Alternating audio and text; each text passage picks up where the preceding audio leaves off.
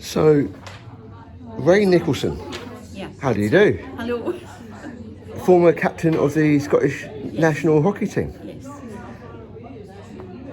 Where are we today? Why are we here? What's going on?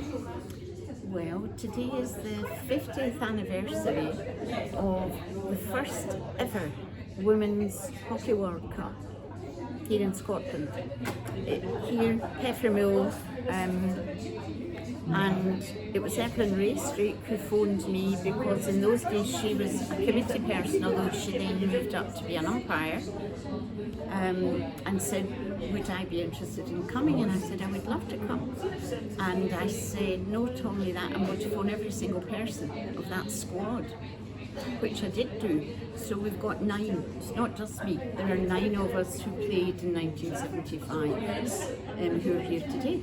So that's how we got to be here. So this was the International Women's Federation for Hockey.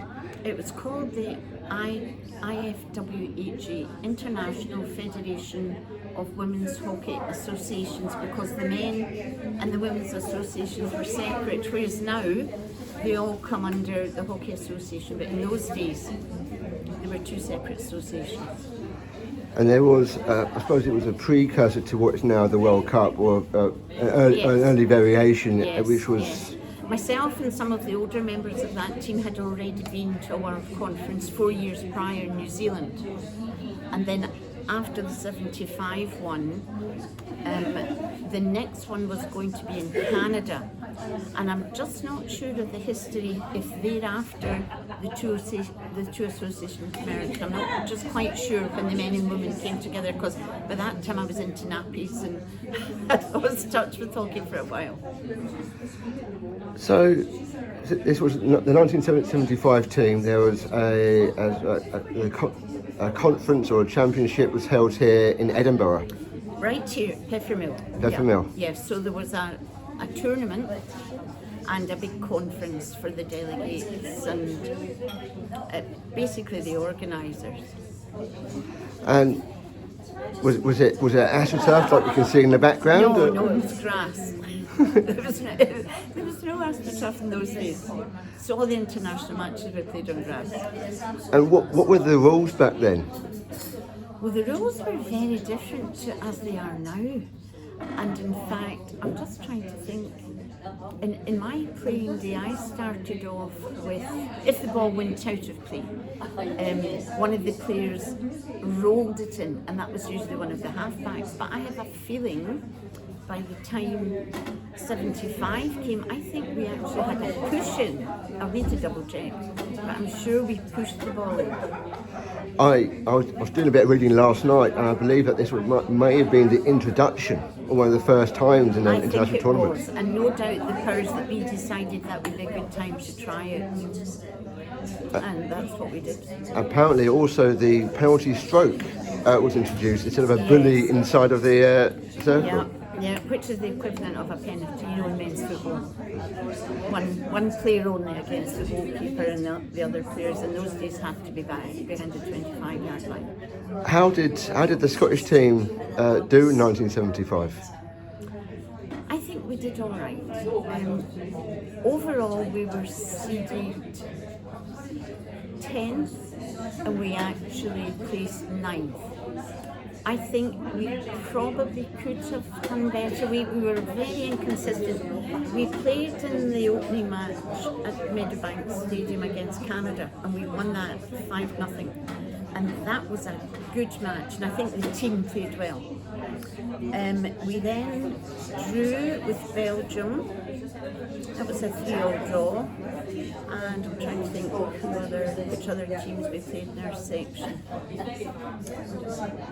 It'll come back to me, I can't remember just now. Anyway, the way the thing was worked out, there were obviously subsections, and the real one that mattered for us, we won our own little section and we had a crossover match against Argentina. And the winner of that match then went to play in a different section, and those teams would be placed first to sixth. Now, we drew with Argentina 1-0, and that meant we had penalty strokes. And in the penalty strokes, we lost by 1. So that meant instead of hopefully going to play in the top 6, we were then playing for places 7, 8, 9, 10. And I don't know, we didn't play as well as we could. And the bottom line was the penalty strokes let us down. I mean, there's no other way of saying that, but if you look at the facts and figures.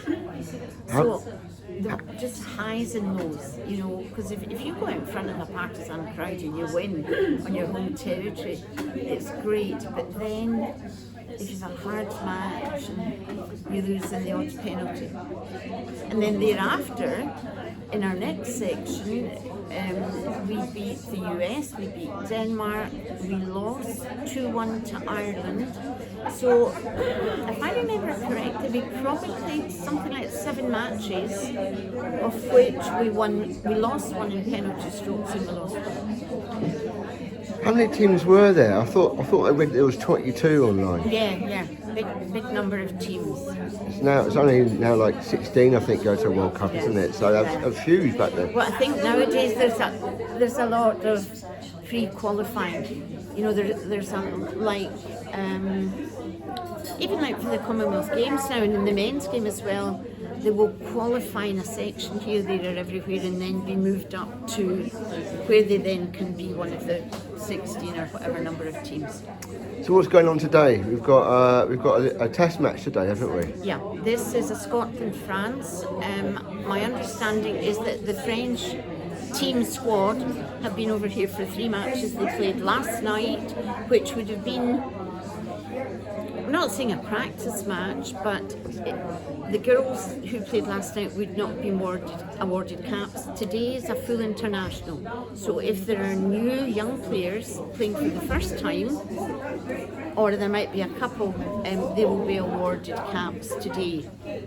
And then I think they then have another match against France tomorrow, which will be a bit like last night, you know, it'll be a real match, but it'll be used for coaching purposes, I think. Rae Nicholson, thank you so much. My pleasure. Right, am I free to go? Teo McLeod, producer of the Half Court Press podcast, has published a book via Amazon. A little book about hockey is now available from the Amazon website.